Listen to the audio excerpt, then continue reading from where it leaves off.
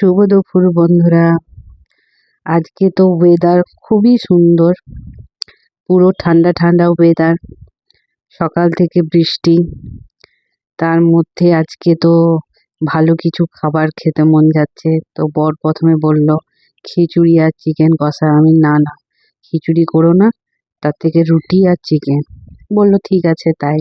কি গো, আজকে তো ছুটি, তো রান্নাটা কে করবে? আমার দিকে তাকিয়ে কোনো লাভ নেই, আমি রান্না করব না। ছুটিটা তোমার, আর ছুটি পালন করব আমি, তুমি রান্না করবে। Good, very good. আর গ্রীষ্মের ছুটি কবে থেকে পড়ছে? গ্রীষ্মের ছুটি নেই এবারে। না, নেই বললে হবে না। তোমার গ্রীষ্মের ছুটি, তোমাকে রান্নাঘরে ঢুকিয়ে দেবো, আর আমি গ্রীষ্মের ছুটি পালন করব। ঠিক আছে? বাবাই পড়তে বসতে বললো এখন? জানি না। জানি না, একবার মুখটা দেখি, পড়তে বসার নাম করে একবার মুখটা দেখি। দেখি রে, কই মুখটা দেখি।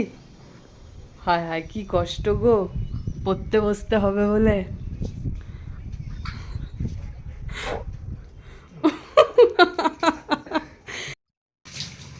আজকে ওয়েদার খুব ভালো, সেই জন্য আজকে চিকেন কষা, আর ভাবছি রুটি করব। ভালো হবে না? ধুয়ে নিয়ে এগুলো, চিকেনগুলো সব। আটাটা তাড়াতাড়ি মেখে নিলাম, যেমন প্রায় 12টা বাজছে, সে সময় আটাটা মাখা হয়ে গেল। তো আটাটা মেখে নিয়ে বললাম একবারে রুটি করব, তবে রান্নাঘর থেকে বেরোবো।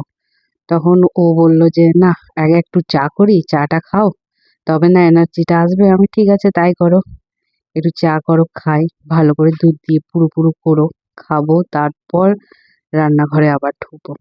তো যাই হোক, চাটা খেয়ে নিলাম। খেয়ে নিয়ে দেখছি যে ছেলে পড়ছে কিনা। ছেলে লিখছে, দেখুন মাথাটা একদম নিচে, এটা লেখা। তো এই যে ও রান্না করতে শুরু করেছে, আমি রান্না করছো তাহলে শেষমেশ? তখন বলছে হ্যাঁ। মানে দেখ ভালো লাগছে রান্না করতে? বলছে একদম, এই যে একদম রান্না করতে ভালো লাগছে। তো রান্নাটা চিকেনটা হয়ে গেল, বলছে একটু খেয়ে দেখো কেমন করেছে। আমি দাও, বাহ খুব ভালো লাগছে। তো ডিনার লাঞ্চটা করতে বসেই গেলাম। যে স্যালাড কেটেছিলাম, শসা আর পেঁয়াজ, রুটি আর চিকেন কষা, বসে পড়লাম। খেতে তো ভালোই লাগছিল, ওয়েদার তো ভালো, সেই জন্যে ভালো কিছুই, ভাত আর ভালো লাগছিল না, সেই জন্য খেতে বসে পড়লাম। ওরা ডাইনিং টেবিলে বসলো, আমি সোফাতে বসলাম, আমার খাবারটা রেডি করে নিলাম। ওরা তিনজন ডাইনিং টেবিলেই বসে, আমি সোফায় বসি। তো চারজনকে হয় না একসাথে, সেই জন্য আমি একটু আলাদাই বসি। তো খেলাম, দেখি তুমি কেমন করেছো।